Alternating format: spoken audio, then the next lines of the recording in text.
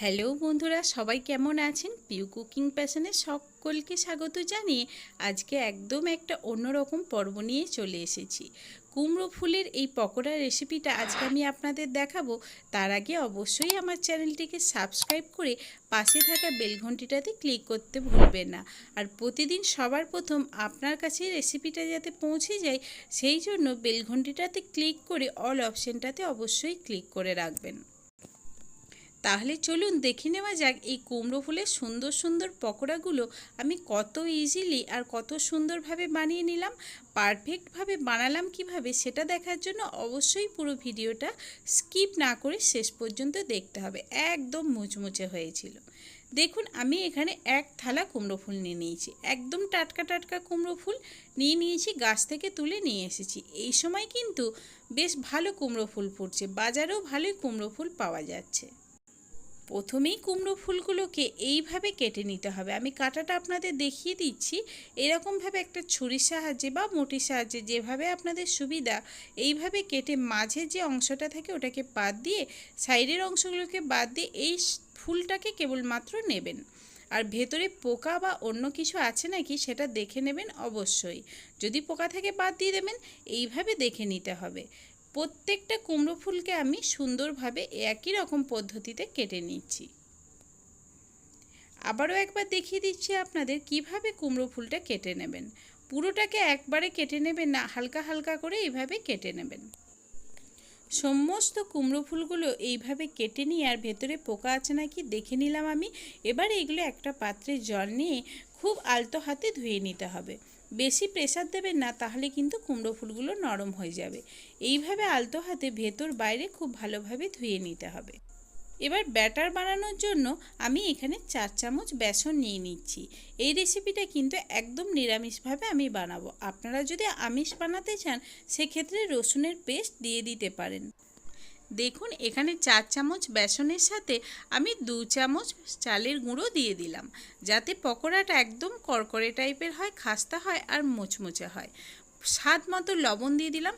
যেই পরিমাণ বেসন দেবেন সেই পরিমাণ বুঝে লবণ দেবেন। একটু জিরে গুঁড়ো দিয়ে দিলাম। এখানে কালারের জন্য দিয়ে দিচ্ছি হলুদ গুঁড়ো। আপনারা চাইলে এর সাথে কাশ্মীরি লঙ্কার গুঁড়োও দিতে পারেন। স্বাদের ব্যালেন্স করার জন্য সামান্য একটু চিনি দিয়ে দিলাম। আর ভাজা জিরে আর 5 ফোড়ন পেস্ট করে রেখেছিলাম ওটাও দিয়ে দিলাম। সাথে দিয়ে দিলাম একটু সামান্য পরিমাণে গরম মশলা। এবার জল দিয়ে, অল্প অল্প জল দিয়ে ব্যাটারটাকে ভালোভাবে মাখতে হবে।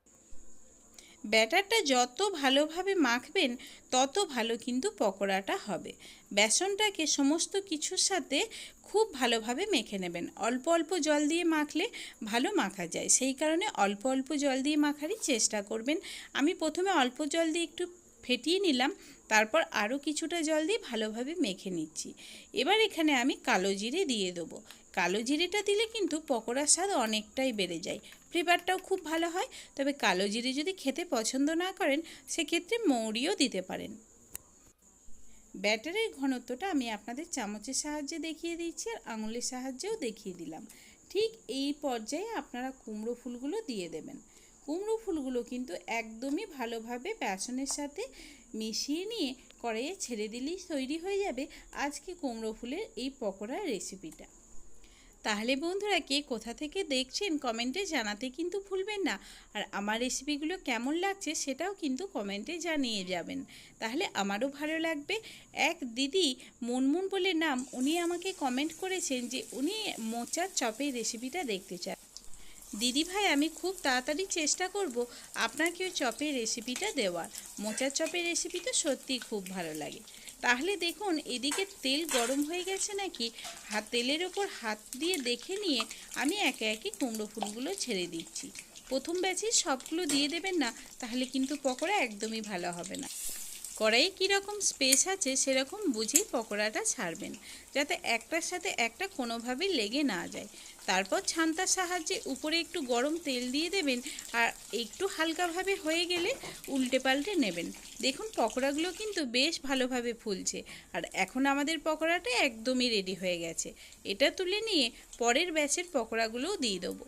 এইভাবেই একে একে সমস্ত পকোড়াগুলো ভেজে নেব। আপনারা কিন্তু এটা চায়ের সাথে বা গরম ভাতের সাথেও সার্ভ করতে পারেন। খেতে কিন্তু একদম দুর্দান্ত লাগবে। এখন তো বাজারে কুমড়ো ফুল ভালোই পাওয়া যাচ্ছে, একদিন বানিয়ে দেখবেন না কেমন লাগে। প্রথম ব্যাচের পকোড়াগুলো তুলে নিয়ে পরের ব্যাচেরও পকোড়াগুলো একই পদ্ধতিতে ছেড়ে দিলাম। এইভাবেই সমস্ত পকোড়াগুলো আমি একটু একটু করে ভেজে নেব। গ্যাসের ফ্লেমটা কিন্তু এই সময় একদমই লো টু মিডিয়ামে রাখবেন, নাহলে কিন্তু পকোড়াগুলো উপর থেকে কালচে হয়ে যাবে আর খেতেও একদম ভালো লাগবে না। এইভাবে সমস্ত পকোড়াগুলো ভেজে নিয়ে আমি সার্ভ করে দিলাম, আর আপনারাও অবশ্যই বাড়িতে বানিয়ে এইভাবে সার্ভ করে দিন। এই রেসিপিটা আপনাদের কেমন লাগলো কমেন্টে জানাতে কিন্তু ভুলবেন না। যদি ভালো লাগে তাহলে একটা লাইক করে যাবেন, এতে আমারও ভালো লাগবে। আরও নিত্য নতুন রেসিপি পাওয়ার জন্য অবশ্যই আমার চ্যানেলটিকে সাবস্ক্রাইব করতে ভুলবেন না।